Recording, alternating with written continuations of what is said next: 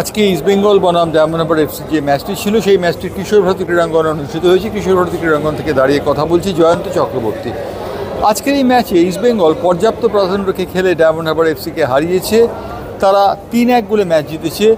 তাদের 3টি গোল করেছেন ডেভিড এবং জেসন টিকে 2টি এবং 1টি গোল শোধ দিয়েছিল যে কিমার মারফত ডায়মন্ড হারবার এফসি। কিন্তু 1টি গোল শোধ দিলেও তারা কিন্তু খেলার মধ্যে সেইভাবে মানসিকতা রাখতে পারেনি।